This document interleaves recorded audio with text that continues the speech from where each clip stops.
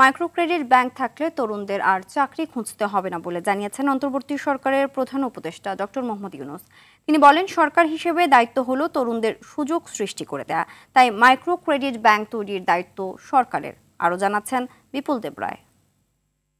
এবং উপস্থিত সবাইকে আমার বিগত সময়ে প্রচলিত ব্যাংকিং খাতে বিপুল সংখ্যক গ্রাহকের টাকা লুট করে বিদেশে পাচার করা হয়েছে, অথচ মাইক্রো ক্রেডিট নিয়ে আমানতদারির সাথে কাজ হচ্ছে বলে জানান প্রধান উপদেষ্টা doctor Mohammad Yunus. Credit regulatory authority শুধু যে বাংলাদেশের জন্য কাজ করেছে তা না। রাজধানীর আগারগাঁও এলাকায় মাইক্রো ক্রেডিট রেগুলেটরি অথরিটি ভবন উদ্বোধনী অনুষ্ঠানে তিনি এসব কথা বলেন। এ সময় মাইক্রো ক্রেডিট ব্যাংকের জন্য আলাদা আইন করার কথাও বলেন প্রধান উপদেষ্টা।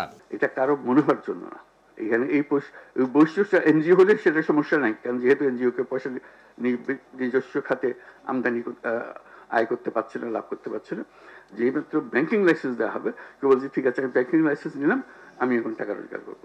সেখানে লাইসেন্সের মধ্যে, আইনের মধ্যে থাকবে এটা একটা সামাজিক ব্যবসার প্রতিষ্ঠান হবে, অর্থাৎ মালিক এর কাছ থেকে কোনো মুনাফা নিতে পারবে না।